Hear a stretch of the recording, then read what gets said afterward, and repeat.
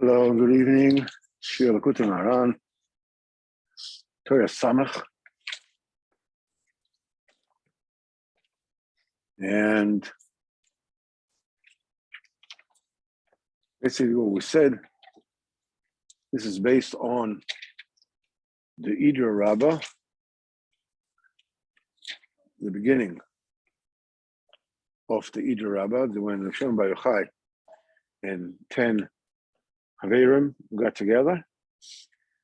Hashem Bar Yochai has revealed Torah secrets that were not revealed up to that time because there was no reshus for these secrets to be revealed up to that point.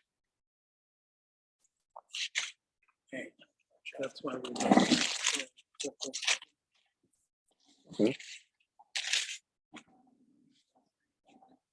Yes. So somebody here has Baruch Hashem quick hands, and that prevented me from getting soaked. So here we go. Anyhow, so Reb Shimon Bar Yochai sits down, and in this the Idra Rabbah, he's revealing the secrets that for the first time reveals for the first time the secrets that have to do with the highest madrega there is, which is the level of Atika Kadisha. It's the level of the Keser, and he tells as his Talmidim, he sits his son, the Beloza Reb Shimon, to his right, and Rabbi Abba, the student, to his left. And he said that the three of them, Shimon in the middle, Rabbi Beloza in the right, and Abba in the left, they represent the all-encompassing totality of the Sefirot between them, which is Keser, Chochmah, and Bina. Keser is Atik Yamin. This is Reb Shimon Bar Yochai. The below of Reb Shimon is the sphere of Chochmah. That's the Kav Yamin, the right line. And Rabbi Abba represents the Bina. It's the left line. And Reb Shimon Bar Yochai represents the middle line. The Keser, goes all the way down. The Keser, the Tiferes, the Sod, Malchus, all goes all the way down. Shabbat says that there are venues in Torah that are so profound, that are so all-encompassing, they require the possession of immense wealth in order to be able to pass along the Torah in all its totality. That's the reason why Rabbeinu was very wealthy. That's the reason why Rabbeinu HaKadosh, Yehuda Nasi, was very wealthy. That's the reason why the prophets were very wealthy. That's the reason why Rav Ashi and Ravina, that put together the Babylonian Talmud, were very wealthy, because the entire Torah had to go through them, which means that they needed a kind of broad insight that will allow them, to bring forth, to take the Torah the way it is in the Keser, the way HaKadosh Baruch Hu gives it, and bring it down, that the output comes out in a way that everybody can understand it, that anybody can follow it, the Torah. And the thing is that there's nothing begashmius, there's nothing in any kind of halacha, the Maisa, that does not have an incredible, they revealed, a few reasons why Allah is like this. He says, but Lamaisa, they actually concealed 1,000 reasons why every specific Allah is the way it is. Now, that means that when they translate the heavenly Ratzin into accessible directions, it has to be totally coinciding with the way the Torah is in Shemayim. The way the Torah that will be revealed also, which is the Raisa the Atikos Timor, it has to fit that too. In other words, it can be okay. That was Model A. There were a few bugs in it. Let's go to Model B. There's no such thing. It has to be 100%. And the way to get this kind of wealth, or to acquire this wealth, is by the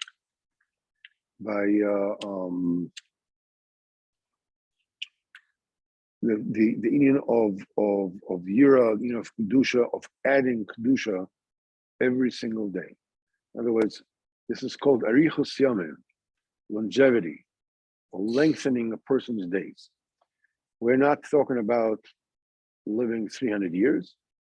We're talking about living each day to its fullest potential. Obviously, that fullest potential, varies, amongst people. Everyone, there can be a person who can only learn 5 minutes a day. For whatever reason, that's all he can do. So the idea is to lengthen his days. It means that try to learn 5.5 minutes a day and be happy with it. Because the reason why you are now learning 5 minutes a day is because this is your nisayon. This is what HaKadosh Baruch Hu wants from you. Why? Because HaKadosh Baruch Hu doesn't want me to learn for hours and hours and hours. Of course he does. But the fact that you were put in a situation where you can manage 5 minutes or 3 minutes is not a mistake. It means that you are supposed to have full emunah. HaKadosh Baruch Hu knows what he's doing. Everything HaKadosh Baruch Hu does is right and is good. And it doesn't matter, but I should have, I could have, I would have, whatever. It has nothing to do with it. Right now, how are you? What it is, that's the way you are. These are your limitations. Work with them and push a little bit. Sometimes you can't even do anything more, but you can want to do more. It's also called arichas yamim. You are, the klal is don't get your eyes off the ball. You're able to do it, you're not able to do it. Keep on thinking, what's the purpose of this all? Why am I doing this? Where is this leading to? What am I supposed to do? In other words, don't kid yourself. And at the same time, be happy with what it is that you manage. We are so, as we said, as Rabbeinu says in Torah Aleph, Likutey Moharan, the Yetzer Hara camouflages itself in mitzvahs. The first mitzvah that he does, it says, if you think that you're any good, then there's no hope for you.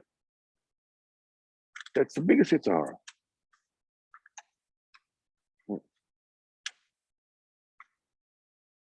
I want to be good. What you talking about? Yeah, I want to be good is one thing.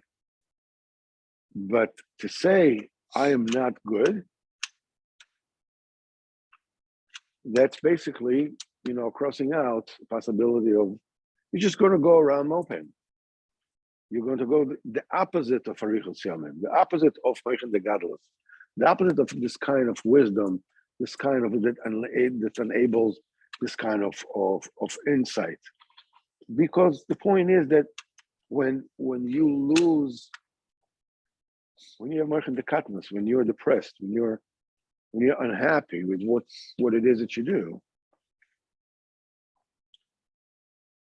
it's inevitably you're losing the elasticity of your mind, the emotional elasticity to contain things, to whenever a person has Meichen de Gadlus, it's okay, like this, like that. I'm able to do this.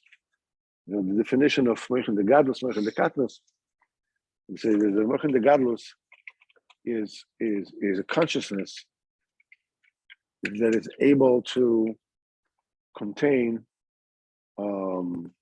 contradictions. Child, something which is sweet, is good. Something which hurts is bad. And you can't convince them otherwise. You got to get this inoculation, save you from,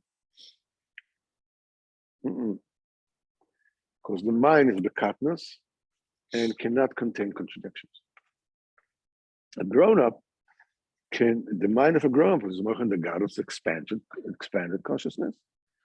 It can contain at the same time the fact that candy may be very pleasant, but it's bad for me.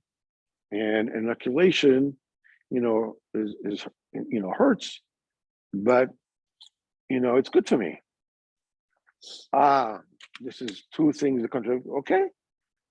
When the mind is expanded, you're able to contain this contradiction. The idea is gain more kedusha into your life. And again, any nikuda that you are able to do works and is doing the trick. And this is such a cunning Yetzirah, such a crafty Yetzirah. I mean, come on, this is Ehrlichkeit. I don't have to be satisfied with who I am. I'm supposed to be better.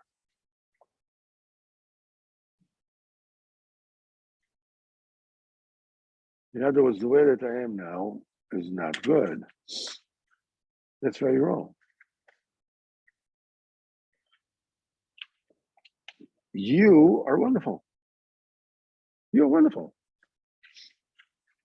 You need to do a better you, a little bit better you. Improve the you, that wonderful you that you are. You need to improve upon it. This is the meaning of expanding your days, the kedusha. And this is called Arichos Yomim. This is called Zokein. It's called old age, as it were. Rather, it's not so much old age as much as becoming a sage,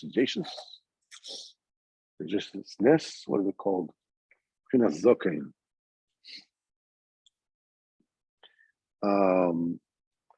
And the way to do it is through Yira.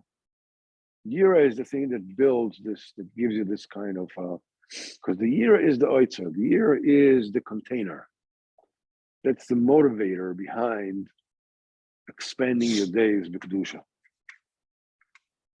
The Yira, your Ravina speaks later on in this Torah, that different kind of Yiras, meaning that the different kind of parts on a person's day-to-day life that's supposed to be influenced, rather the era needs to be applied to. the Smora Shemaim, Mora Avem, and is of Yerushalayim. That's all kinds of Yerushalayim. How it all means how you're supposed to apply the Yira to you. We'll get to it in Yetz Hashem later on. So the reason why Yira is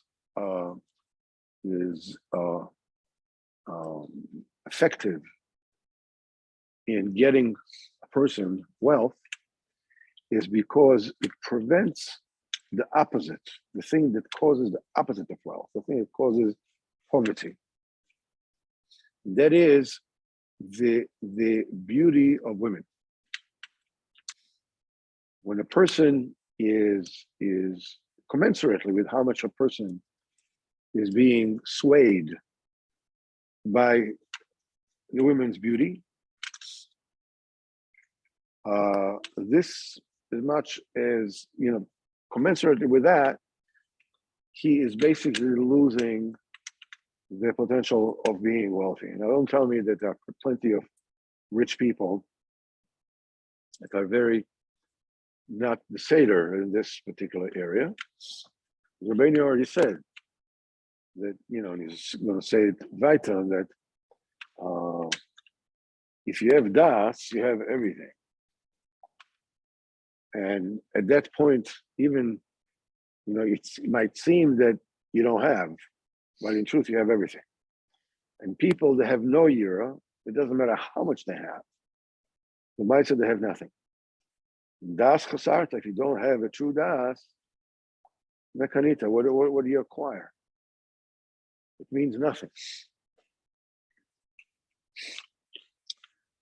So, and that's why we said that Avraham Avinu and Yitzchak, when they came to places where there was no yira, immediately they forbade upon themselves being with their wives because they felt the beauty of their own wives, vis-a-vis their own kedusha.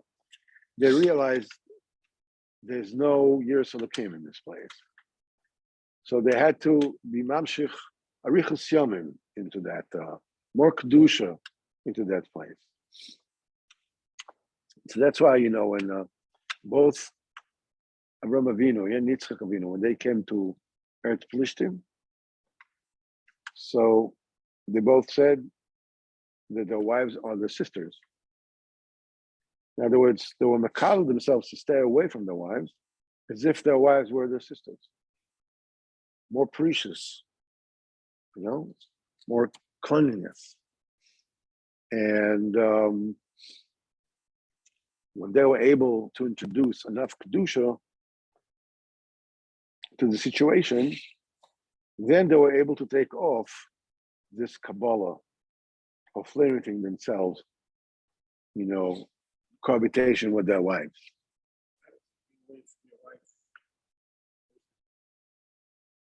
Well, in the Madrega of Avraham Avinu and Yitzchak Avinu, it's such a immense kedusha.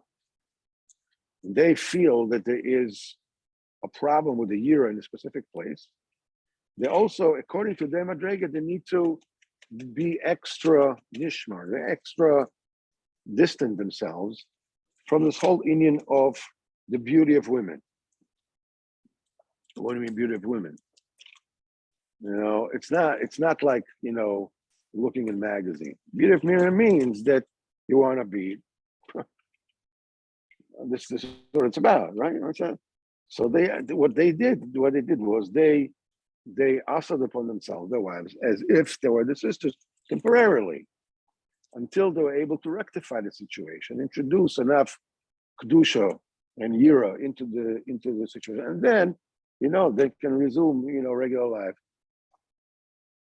As Rabbeinu says, kimisha elo yira, any person who does not have yira, ve'eno nishmar pinas hevel hayoyfim, he does not guard himself from the beauty of women. This brings him to poverty. It says in Mishlei, Al tachnod yofya b'vabecha, do not covet her beauty in your heart. Because a person, that is looking for that, is looking to enjoy himself in this particular manner, will ultimately get, into having to look for a loaf of bread. In other words, we'll get to poverty. Because wealth and the beauty of women, these are two opposites. Now Rabbeinu goes deeper into it and goes kiashirus, wealth, umarichus and neshima. It comes from the lengthening of the breath. However, vayofi, the beauty, which means progenation, umefseka neshima. The kind of neshima is being held up. When it says kibishas yitzias atip azarius, when a person is being with his wife, at that particular point, his breath has to stop. For two reasons. Aleph, so that the breath will not chill the drop of his seed. Shur aviakar, that's the cold air that receives from every given moment from the outside. Because that drop has to come out, with heat. So that the drop will be fit in order to impregnate his wife. And the best, being that there's a koyach, to pull things to you, and there's a koyach to push things out to you. We all know that when you're trying to lift something, you can't breathe and lift it out at the same time. You cannot breathe in or out. When you do what do? You're stopping your breath. You're holding your breath because you need to push now. This is koyach hadoicha. That's the pushing force. When the pushing force is in action, to push and get the drop out, that's why a person has to, the neshima has to stop for that particular instant. Neshima is moitzi ruach umachnis ruach. It takes ruach out and takes ruach in. Being that the pushing force is busy pushing out the drop, you can't exhale then.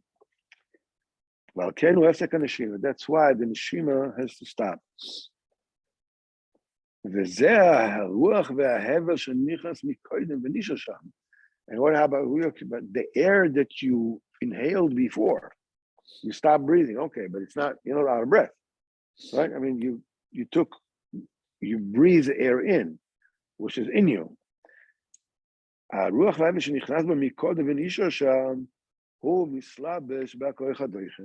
the thing that feeds the pushing force. And that's the thing that pushes the drop out. And according to the purity and the clarity of that air, of that mist, this is, the healthier and quicker and more talented is the baby. If the air, the hevel, the vapor, the air which is in the lung, it's pure and it's clean. The drop that comes out, that vapor is in that tipo. The drop is also clear and clean impure. Va'avolod also, the baby that comes out of it develops, and there's also luba, mizuros, is clean and the Yiddish said tichtig, it's like quick on his feet, as it were.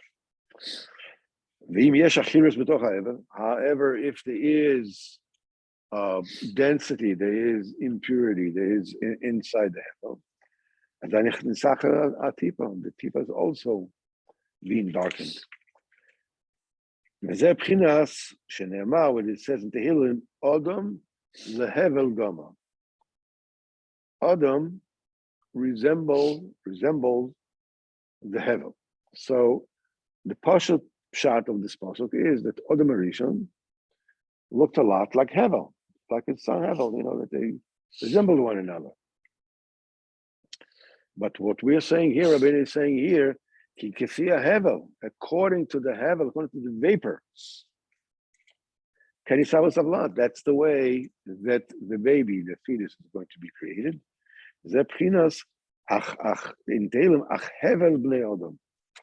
Again, first pshat is hevel bnei adam. Don't listen to what they're saying.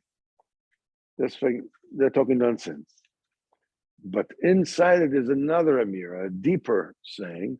Hevel bnei adam means that people are commensurate, are resembling the quality of the vapor that was inserted in the drop from which they were created. Hevel, umelaben, umizor savolim. This is what it says. Hevel ayofi. It says hevel ayofi. Again, the pshat is hevel ayofi means beauty is nonsense. But he has also said ki ayofi ukefi hevel. The beauty of the child depends on the beauty of the vapor of the air, of the person.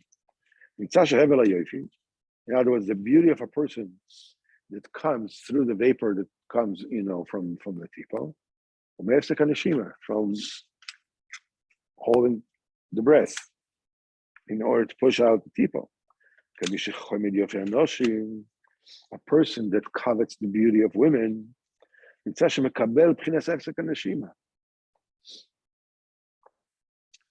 when he sees a woman, thinks about a woman, it brings him in his mind to that state of mind where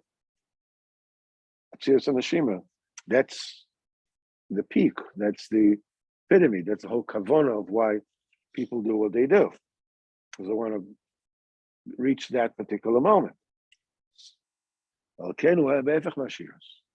It becomes something that typifies the way your mind is. And if that is the way your mind is, it keeps you away from wealth.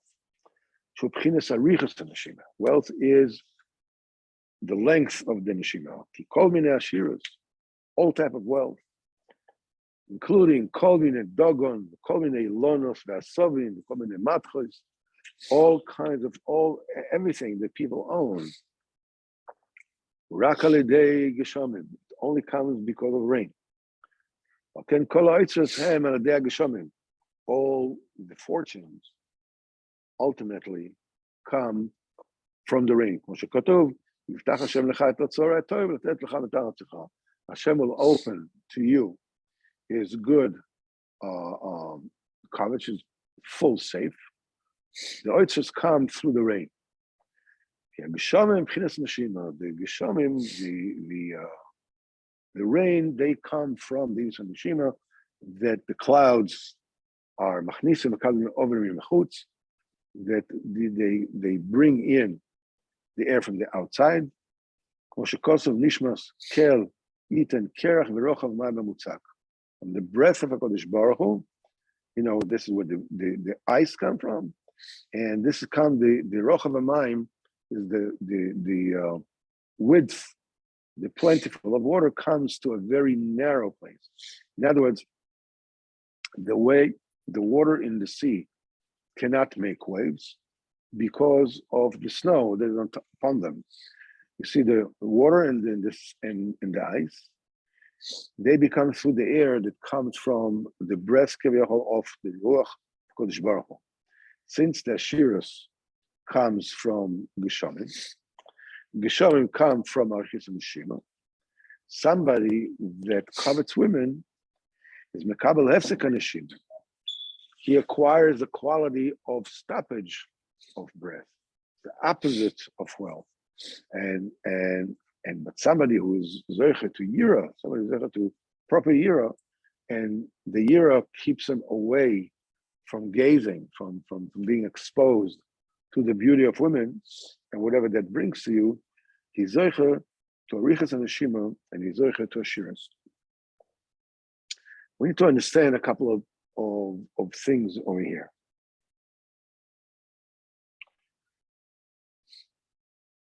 Besides the profound depth that exists in these words, we haven't even scratched it.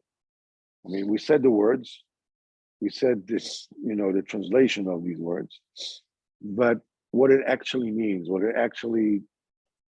it sounds like, things that are floating in the air, as it were. Very, very abstract. But the main nakuda is that what we need to understand is that the point of view of a person's mind determines the way that his life takes him. As we said it once before, your reality is exactly the way you want it to be. And we said, what do you mean? I don't want things to be like that. I want things to be different. And he says, no. It doesn't mean that reality is exactly the way you want it to be, not the way you would like it to be. Things are very complex by a person. Person is being motivated from a lot of different, if a person, feels that ultimately he will be rejected, he will,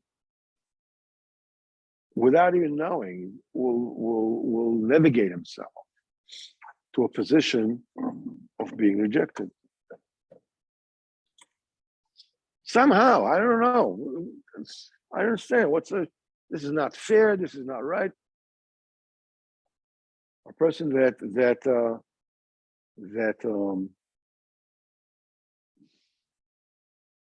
as I said many times before, a person that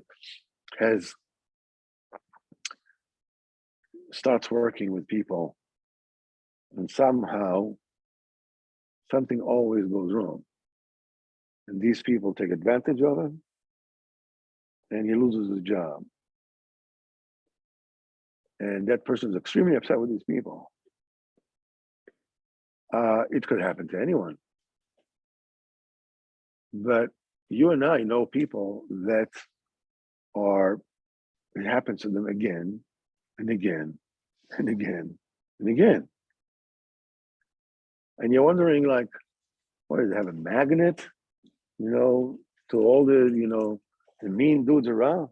What's going on? The point is that they don't realize that, but they navigate themselves. They create a situation either by giving, that prospective employer unreasonable expectations or whatever. They end up being the guys, in other words, quote unquote, they're asking for it without even realizing that you're asking for it.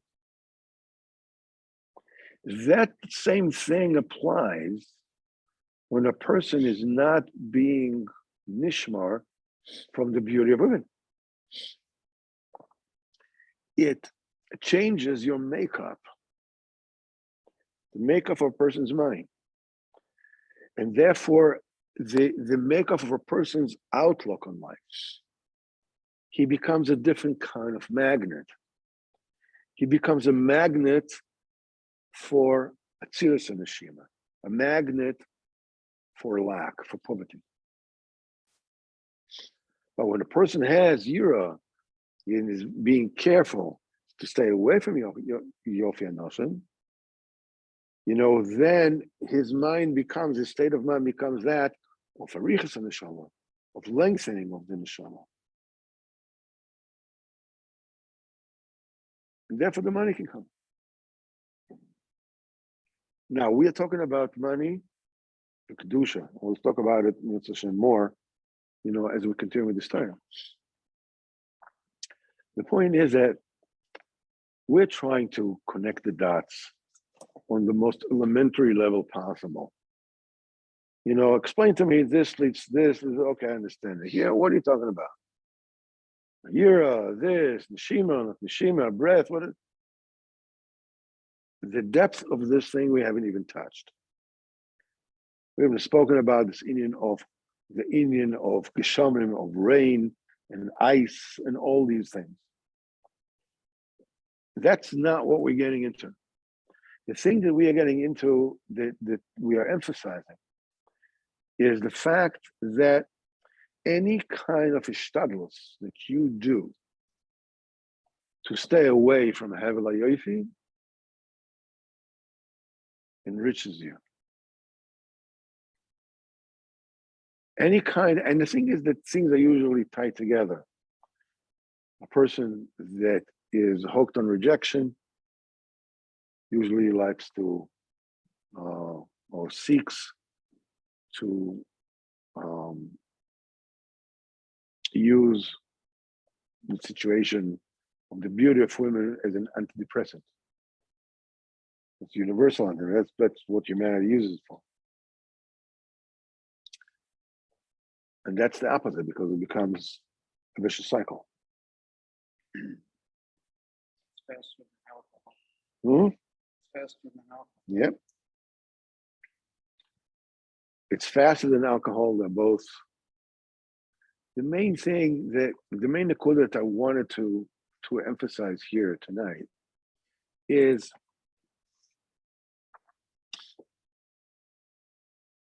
you just need to work on a tiny dot of remain who you are, remain you, exactly who you are. Do something good. Do something good. Right now, we did, Baruch Hashem, we learned Likutey Moharan. Believe you me, in Olam Haba, we'll be extremely happy for this hour that we spent together. For the trip coming down here, everything. You know what I did all day long? I did nothing. It's that's burning my time. It's like a person in a wad of bills and he keeps on throwing another bill out the window, not a dollar bill out the window. And afterwards, I don't have no money. No, you just throw your money. Because if a person understands that this time, if we chas v'chalila, we were to spend this time with Dvar Avera, it would be very, very serious business, right? The Midah Tova Meruba. There's one Gerson that says Midah Tova is 300 times bigger than Midah Ra, and some says 500 times. Gemara in Saita says that Miriam waited for Moshe Rabbeinu, because for 1 hour that she waited for Moshe Rabbeinu, when she was outside the Machnev, she spoke about Moshe Rabbeinu, that everybody waited for her for a week. So the Torah says for 1 hour that she waited for Moshe Rabbeinu, everybody waited for her for a week. Midah Torah Meruba. The Torah says over there, she didn't wait for an hour. She waited either for 15 or 20 minutes. Excuse me. What is this pettiness? It wasn't an hour. It was 15 minutes, 20 minutes maybe. Well, the answer is it depends on this machlokes. Because a week divided by 300 is 20 minutes. Divided by 500 is 15 minutes. Midah Tova Meruba, 300 times, 500 times more. We just said for an hour. our minds do not grasp the grandeur of what we've done over here. I don't know. I didn't really get it. It's above my pay grade, like, like, but it's Elam Haba. This is Kedusha. This is Tisefes Kedusha. I mean, I'm the same bum who I was before. Just one Nakuda better. I was in the Shir here. We learned Likutey Moharan. We learned. We said Dvarim Kedoshim. Divrei Chizuk to the Chaverim. Because Baruch Hu wants you the way you are. Otherwise, you wouldn't be you, and you wouldn't be in the situation where you're at. Yeah, but I did it, and they did it, and forget about it. All HaKadosh Baruch Hu. It's all HaKadosh Baruch Hu. The main thing is from now on, a little bit better. A little bit better. I need to be in our Pinchas, that's a little bit better. Tiny dash there. That's enough. That's all we need. Hashem should help us. Hashem should be Shabbos to everyone. Hashem, it's a Shabbos. We will meet again. And I don't think I was able to do this. Good Shabbos. Good Shabbos. Good Shabbos. Good Shabbos.